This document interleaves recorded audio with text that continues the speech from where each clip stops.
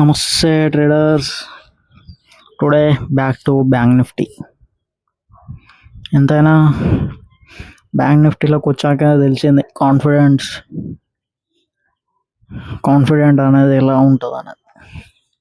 Okay, ఈరోజు market అయితే చాలా గ్యాప్ డౌన్ అయితే ఓపెన్ అయింది.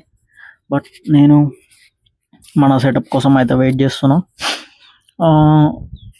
నాకు ఈ ఎక్స్పీరియన్స్లో తెలిసింది ఏంటంటే, ఇన్ని డేస్లో మనం ఒకటే ఇన్స్ట్రుమెంట్, ఒకటే సెటప్, ఒకటే రెగ్యులర్గా ఫామ్ అయితే మన ఎడ్జ్ అనేది ఇంప్రూవ్ అవుతుంది అనమాట. ఎడ్జ్ అనేది చాలా ఇంపార్టెంట్. మనకు ఒక మంచి ఎడ్జ్ అనేది దొరికిన తర్వాత మనకి కాన్ఫిడెన్స్ అనేది వస్తుంది. మనము లాస్ వచ్చినా పర్లేదు, బట్ మన ఎడ్జ్ చెప్తుంది మనకి. మనము మరి అంత హెవీ లాసెస్ ఏం చేయము.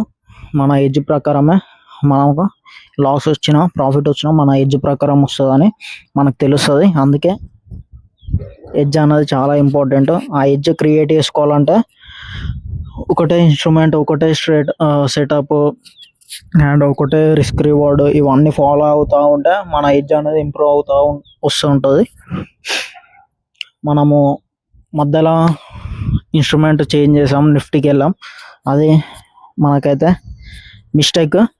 అండ్ ఆ మిస్టేక్ని ఒప్పుకొని మళ్ళా బ్యాంక్ నిఫ్టీకి అయితే వచ్చేసా. ఎందుకంటే మనము మిస్టేక్ చేసినప్పుడు ఒప్పుకోవాలన్నమాట. ఒప్పుకోకుండా ఈగోకి వెళ్ళి నాకు ఖచ్చితంగా ప్రాఫిట్సే రావాలి అది అని మనం అనుకుంటే లాస్ అయ్యేది మనమే. మనకైతే మంచి పనిష్మెంట్ అయితే వచ్చింది షిఫ్ట్ చేయడం వల్ల. Okay, anyway experience. ఇప్పుడైతే బ్యాంక్ నిఫ్టీకి అయితే వచ్చాం. అండ్ బ్యాంక్ నిఫ్టీకి వచ్చాక ట్రేడింగ్ చేస్తుంటే నాకు అర్థమైంది, ఎక్స్పీరియన్స్ ఒకటే దాంట్లో ఉంటే ఈ చార్ట్స్, ఈ ప్యాటర్న్స్ అన్నీ మన మైండ్లో ఫిక్స్ అయి ఉంటాయి. ఎందుకంటే నేను 1 year పైనే బ్యాంక్ నిఫ్టీలో ట్రేడ్ చేసా. ఇప్పుడు పాస్ట్ 1 month ఆర్ 2 months అనుకోండి, 2 months నిఫ్టీలో వేసా.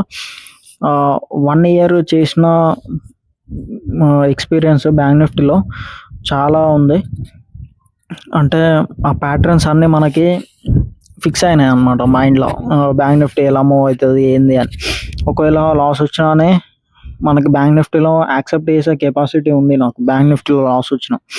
ఎందుకంటే మనం బ్యాంక్ నిఫ్టీలో బ్రేక్ ఈవెన్ దాకా వచ్చినాం కాబట్టి కాన్ఫిడెన్స్ అనేది ఉంది.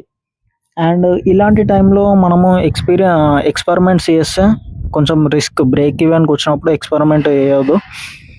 అందుకే మిస్టేక్ అని ఒప్పుకొని మళ్ళీ బ్యాంక్ నిఫ్టీకి అయితే వచ్చాను. ఎందుకంటే దీంట్లో మనకి ఒక ఎడ్జ్ అనేది మనము ఫామ్ చేసాం కాబట్టి రూల్స్ అనేది ఫాలో అవుతాము, అన్నీ ఫాలో అవుతాం. ఇప్పుడు ఓకే, 5 minutes అయితే బ్రేక్అవుట్ అయింది, ట్రేడ్ అయితే తీసుకున్నా. మన సెటప్ 5 minutes కాబట్టి బ్రేక్అవుట్ అయింది కాబట్టి ట్రేడ్ అయితే తీసుకున్నా. ఇప్పుడైతే 270 రన్ అవుతుంది ప్రాఫిట్. అండ్ దీంట్లో ఎస్ఎల్ ఇట్లా కరెక్ట్ ప్లేస్ అయి ఉంది. ఇదే మనము ఎక్స్పీరియన్స్. ఒకదాన్ని ఎస్ఎల్ ఎలా ఇంప్రూవ్మెంట్, ఇవన్నీ ఇంప్రూవ్మెంట్ చేసుకుంటూ వచ్చాను బ్యాంక్ నిఫ్టీలో. ఎస్ఎల్ కరెక్ట్ 20 pointsకి పెట్టడము ఇది. అదే ఇప్పుడు నిఫ్టీలో మళ్ళీ మనం అన్ని ఇంప్రూవ్మెంట్ చేయాల్సి వస్తుంది. అంటే మళ్ళీ చాలా టైం దానికి స్పెండ్ చేయాల్సి వస్తుంది నిఫ్టీలో. అందుకే ఇప్పుడు ఈ కరెంట్ పొజిషన్లోనైతే నేను ఎక్స్పెరిమెంట్స్ అయితే ఏం చేయ. కరెంట్ పొజిషన్లో బ్యాంక్ నిఫ్టీనే మనకున్న ఎక్స్పీరియన్స్నే నేను ఇంకా ముందుకైతే తీసుకెళ్తా. అండ్ కొన్ని డేస్ తర్వాత చూద్దాం అది నిఫ్టీ అయితే. ఇప్పుడైతే 300 రన్ అవుతుంది ప్రాఫిట్. దీంట్లో చిన్న మిస్టేక్ ఏమైందంటే క్యాండిల్ 5 minutes హై పైన క్లోజ్ అయ్యేదాకా వెయిట్ చేసేది ఉండే. బట్ 5 minutes హై పైన క్లోజ్ కాలేదు క్యాండిల్. అట్లీస్ట్ ఆ గ్రీన్ క్యాండిల్ ఉంది, ఆ గ్రీన్ క్యాండిల్ విక్ అన్న బ్రేక్ అయ్యే వరకు వెయిట్ చేయాల్సిందే. ఈ క్యాండిల్లో ఎంట్రీ తీసుకోవాల్సింది.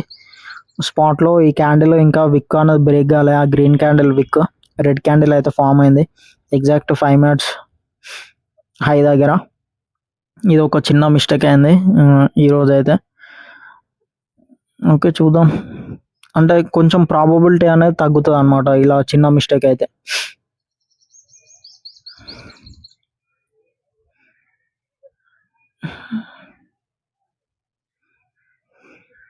ఓకే, ఎస్ఎల్ అయితే హిట్ అయింది, నో ఇష్యూ.